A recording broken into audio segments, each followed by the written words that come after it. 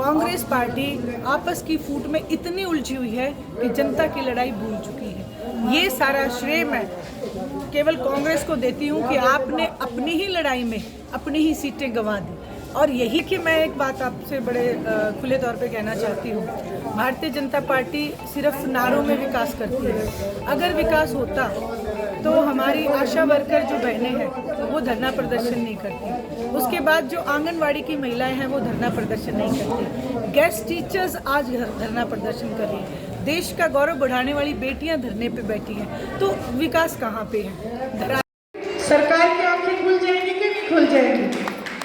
वरिष्ठ कार्यकर्ता हैं हमारे कि कोई ये ना सोचे कि हमें पार्टी में पद है कि नहीं है।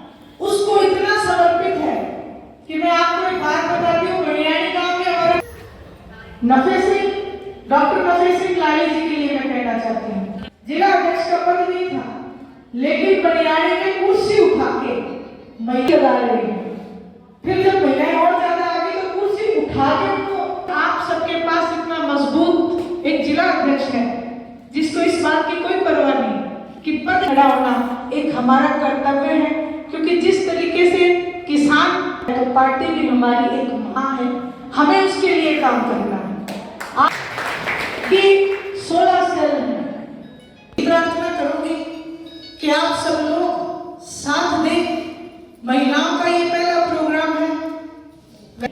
महिला शक्ति इतनी सक्षम नहीं है कि अपने आप वहां तक पहुंच जाए, लेकिन आपको मैं सब महिलाएं निकालें और जो भी कोई योगदान कर सके, जो सक्षम हो, तो वो योगदान भी जरूर करें। और में हमारी जिला अध्यक्ष शीला की, हमारी कमला बहन जी की, हमारे कृष्णा जी की, सुनीता नांगल जी की,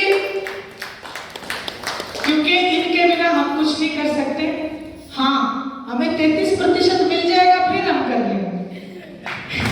हमारा भी 33% भी लटक रहा है, लेकिन हम एक स्वर में एक मजबूत पार्टी की मजबूती के लिए हमें इकट्ठा होना है। हमें मौजूदा सरकार को ये बतलाना है कि महिलाएं किसी भी क्षेत्र में आज कमजोर नहीं।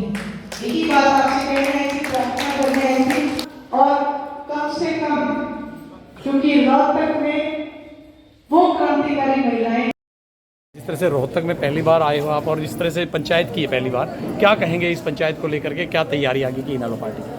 देखिए, सबसे पहले तो आपका बहुत बहुत धन्यवाद। और रोहतक में पहली बार नहीं आई हूँ, हमेशा पंचायत जी नहीं, वो भी मैं करती रही हूँ, लेकिन ये जो एरिया है यहाँ पे अभी कमला जी के पास हमने आज की है।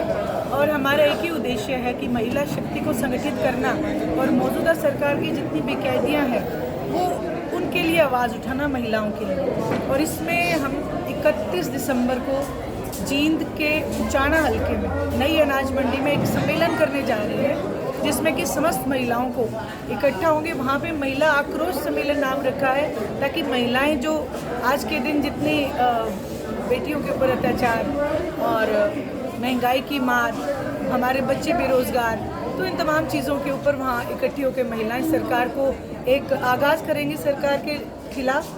और सरकार की गूंगी बहरी सरकार की, मैं यही कहूँगी, आंखों की कानों की खिड़कियाँ खोलेंगी। तो बीजेपी सरकार तो कह रही है हमने काफ़ी विकास किया है और जो हम लगातार विकास किया, ये पे राजस्थान हमने जीत लिया और जो 5 राज्यों के चुनावों में उसमें हमारी जीत हुई है।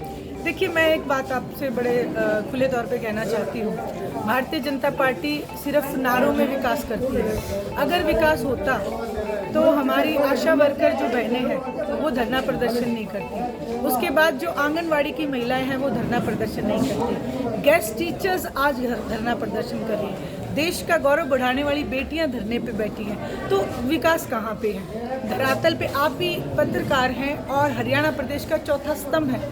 आज कहीं पे भी कोई विकास नहीं है। जब तक, जहाँ तक बात आपने की राजस्थान के चुनाव और उन्होंने जो मैदान जीता, उसमें भारतीय जनता पार्टी की जीत से ज़्यादा मैं कांग्रेस का फेलियर मानती हूँ। कांग्रेस पार्टी आपस की फूट में इतनी उलझी हुई है कि जनता की लड़ाई भूल चुकी है। ये सारा श्रेय मैं केवल कांग्रेस को देती हूँ कि आपने अपनी ही लड़ाई में अपनी ही सीटें गंवा दी।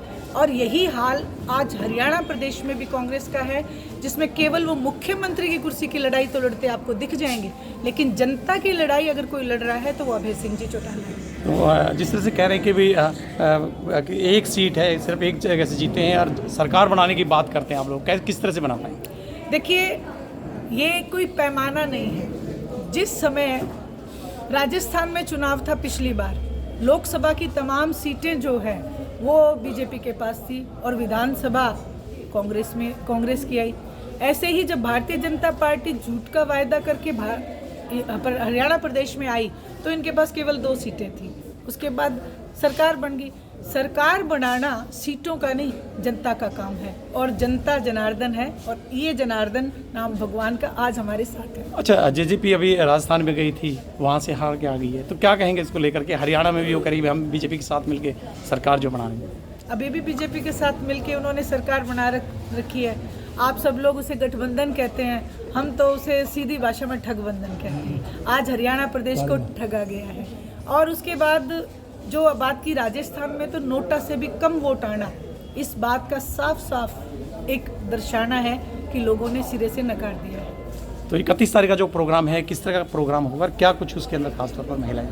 ये 31 दिसंबर को महिला आक्रोश सम्मेलन है, जिसकी अगुवाई आदरणीय अभय सिंह जी चौटाला करेंगे। अभी 23 तारीख को रोड सम्मेलन भी है इंडियन नेशनल लोकदल की तरफ से, उसकी अगुवाई भी अभय सिंह जी चौटाला करेंगे। महिला आक्रोश सम्मेलन, क्योंकि महिलाओं पे आए दिन जो अत्याचार जो बढ़ रहे हैं, उसमें महिलाएं कहीं ना कहीं इस दबी हुई अपनी आवाज़ को उठाने के लिए कोई मंच ढूंढती हैं। तो हमने वो मंच दिया है और 31 दिसंबर को सभी वहाँ पे इकट्ठे होंगे। आप सबको भी मैं सादर आमंत्रित करती हूँ, आप आएँ, मेरी बहनों की आवाज़ को बुलंद करें। Thank you.